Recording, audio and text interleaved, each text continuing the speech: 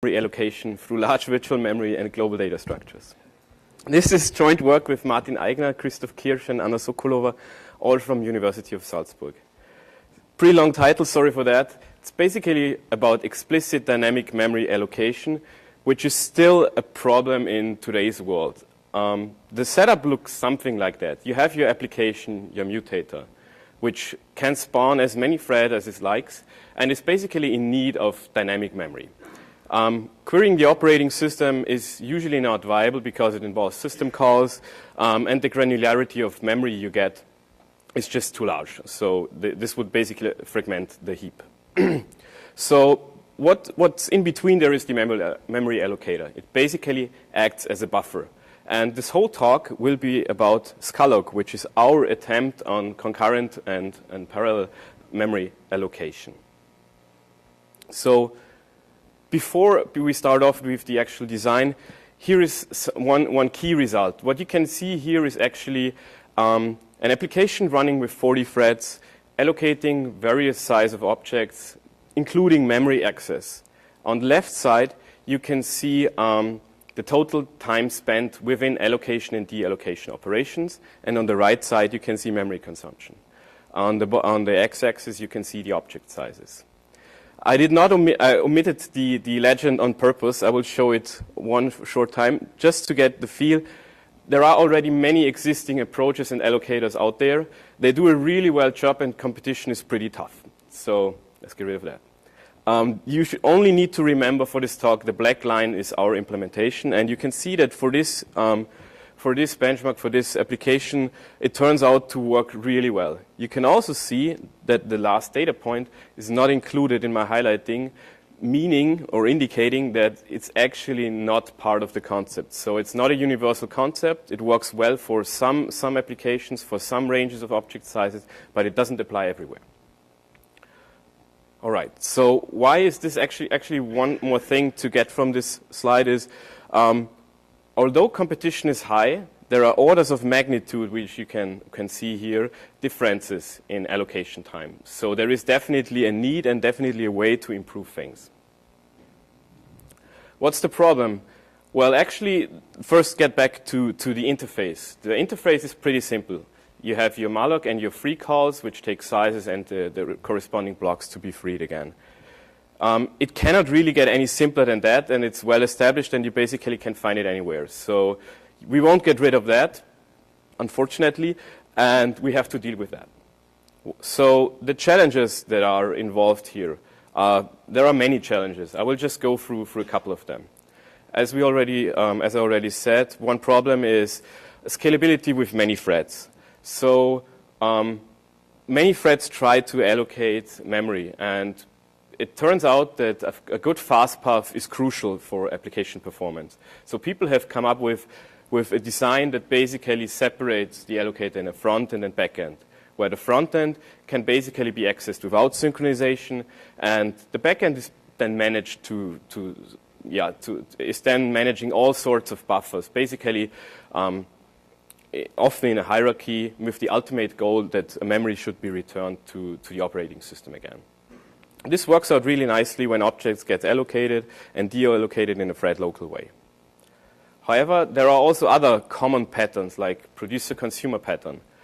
In this case, objects get allocated by one thread, transferred through some means, usually involving synchronization, to some other thread, and then get freed again. So the problem here is that this has already been well studied in literature as so-called remote free and results in so-called blow-up fragmentation if you don't deal with it. This basically means that the memory is there and cannot be reused by some other thread for allocation. What basically happens is that people design front-ends in a way that memory can be transferred back to where it originates from in some way. But this involves synchronization. And the whole thing I just told you, the whole concept with front-end and back-end is usually only applied for small objects of some sort. So people have come up with all kinds of hybrid designs where they basically use different approaches depending on object sizes. For example, they would employ a buddy-like system for medium-sized objects. This is in general not a problem. The problem here is that that it's really difficult to find the boundaries between those systems. So it's hard to come up with a boundary that fits well for all kinds of applications. So to sum this thing up, we have this really simple malloc API call, and it's used for allocating all sorts of memory chunks, small and large, thread local and shared, and short and long living, which I haven't even shown here as an example. So that's basically the challenge, and that's why it's really hard to come up with a good algorithm, because you need to deal with all those problems. Our contributions here are, we provide a simple algorithm based on a single global data structure in the backend. This whole thing is enabled by a concept of so-called real and virtual spans, which will I explain shortly, which allow basically uniform treatment of small and big objects to some extent. And the whole thing, in the whole thing, we are also facilitating really eager reuse of memory to avoid so-called garbage collection phases, which I will also show you what this means. So in general, a hard problem, and these are our contributions. So let's get to the design. You can already see that the indication here that it's a 64-bit memory allocator. It facilitates virtual memory a lot, and it requires huge address ranges. So it really only works on 64-bit. The general architecture is, well, we also use labs in the front end. We want to have a really fast path. We use the span pool, the so-called span pool in the backend, which I will explain, and then we rely on our virtual and real spans as buffers of some sort. Everything in the allocator is segregated by size classes, which I will explain on the next slide. And to deal with the problem of different patterns, all of those buffers have local and remote free lists. So when you have your thread local case, you will insert and remove memory in the thread local free list, and if you need to return memory, you insert it into the remote free list. This whole design works for all sizes of memory requests, with the constraint here up to 1 megabyte. This is a constraint that is computed out of several other constraints that we had on our actual system running the benchmarks, so it can be easily adjusted. One more interlude. Size classes are commonly used for allocating within such memory chunks. They provide really nice properties like constant time get and put operations. You get a bound on fragmentation because you know how large your blocks within those chunks are, so that you can basically find a bound on what memory you actually don't use. And they usually provide good locality. So how does the address space on 64-bit systems actually look like? It's not really 64 bits. It's actually limited to hardware by to 48 bits as of today, and software even employs further limits to limiting it to 2 to the 45. So actually, that's the kind of address space we can use. This is still plenty. It's 32 terabytes, so this should be enough. We heavily rely on the concept of committed and uncommitted memory, which basically means that virtual memory is backed by physical memory, and usually an operating system nowadays employs so-called on-demand paging, meaning that you get a range of virtual address space, and only upon first accessing it, you actually commit a page there, so it's actually backed by a physical page. For uncommitting, we use a so-called M-advise system call. It's basically a way to tell the operating system that you don't need the physical memory behind this address range anymore without destroying the address range.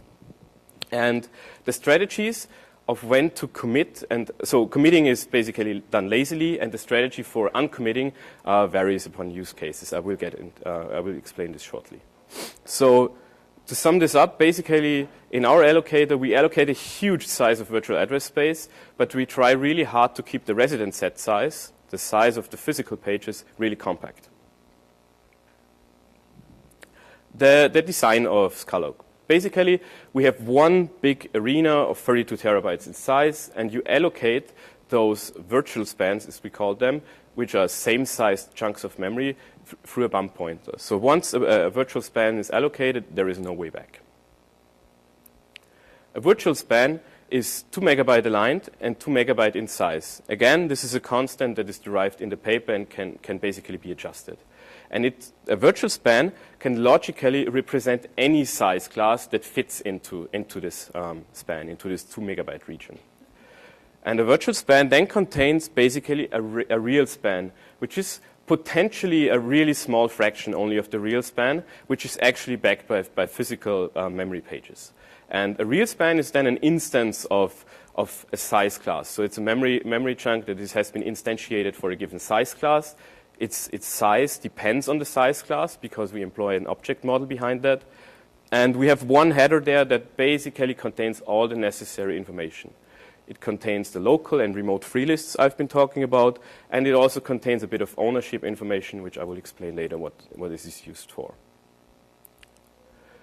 To recap on this, this basically allows uniform treatment of all sorts of objects until a certain limit. And this limit is now 1 megabyte. You can choose this even larger, depends on the worst case. So it's likely that you usually won't hit this limit. No metadata structure is needed. Everything is managed within those spans. And the bad is actually that M-advice can be slow. I will get to that just in a few slides.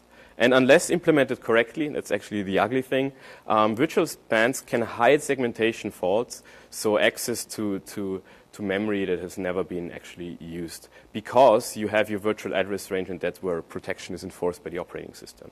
You can get around that, but it's not really a nice thing to have. The backend, basically the heart where spans are managed, is a simple pool serving requests for spans of a given size class. This pool basically consists of bins that are segregated into real span sizes, so that for each real span size you need to know where to look. Each real span size is then segregated once more into several bins for limited in the number of cores, so that in theory each core can act on a given real span size class in parallel. We use a stack here again for locality, so that a span you insert, there are good chances that you can get it again immediately if you need it. And the actual items in here are the virtual spans. So upon requesting a span from the span pool of a given size for a given size class Y, you basically start to look in the corresponding bin. You start to look at the stack that corresponds to your core, and then you iterate through all of them if you cannot find anything. You then, if you cannot find anything for this particular real span size class, you try the next lower one. This has the effect of that we don't need to compact memory, but only need to lazily commit physical pages if more memory is needed. Otherwise, you just get one of the big real span size classes. It's really obvious here that this is a heuristic. It's one way to search this data structure, and there might be other ways. Actually, this is a pretty good use case for future work, where you could employ dynamic profiling and get the information of what real span sizes are actually needed and when you need to M-advise. The trade-off is basically when do you resize your real spans. And you can already see here we resize real spans upon reaching a certain real span size limit, because it's just too much memory wasted. You can also see that it's basically one order of magnitude that you lose on the time, and you gain one order of magnitude on space. So this is the same benchmark run as I showed you in the key results. Finally, the front-end. The front-end is basically a lab that contains spans for each size class, and we have there are several mechanisms in there that facilitate eager reuse. So we can reuse spans that contain enough free memory that once have been abandoned because they were full, so couldn't fit any more objects. But we also eagerly return memory to the backend. And this is really important when you have workloads like that, where one thread potentially allocates and then frees, and basically the time until the next allocation is really long. Most of the systems out in the wild delay reclamation of memory until the next allocation, because it's really simple to implement. We don't do that. We eagerly return memory to the span pool upon the last free actually freeing the last object in such a chunk. This has the effect of that another thread can actually use this for subsequent allocations. You can see that here, this is a workload where basically thread locally batched allocation is happening. And on the y-axis, you can see memory consumption. Again, lower is better. And the important thing here, this is memory consumption per thread. So what you can actually see is that the memory reuse gets better the more threads join the system, because those batched allocations are interleaving with each other. And it actually gets better the sooner you manage to free your spans. So this is actually important to not delay the freeing up spans until the next allocation, but do that right away. Finally, I want to give you some exemplary results. Again, I skipped the captions because the only important thing here is to see scalloc. There are scenarios where we perform worse. These turned out to be pretty good fit for us. So this is a thread local scenario we just had with thread local batched allocation. Again, the left plot shows that the left plot shows the speed up compared to ptmalloc2, which is kind of the default system allocator on most Linux-based systems. On the right, you can see the memory consumption. You can see that this scenario fits our approach really well. You can also see again the reuse as more threads are joining the system. And finally, a producer-consumer benchmark. Here we employ ACDC, which is a framework to benchmark allocators, where you can basically specify an object model. And you can also see here that the way we reuse and free up remotely freed blocks does not influence scalability. Also, memory is pretty compact. Finally, I want actually to conclude with one final citation. This was the most influential OOPSLA paper awarded 2012, where basically Berger et al. Conclude that general purpose memory allocation is superior to custom memory allocation. I'm not really sure whether this fits nowadays. From a personal experience and from my current work, I know that at least one of the major browsers employs 3 explicit memory allocators for different usage scenarios. So I really hope that we can get back to those results. Thank you.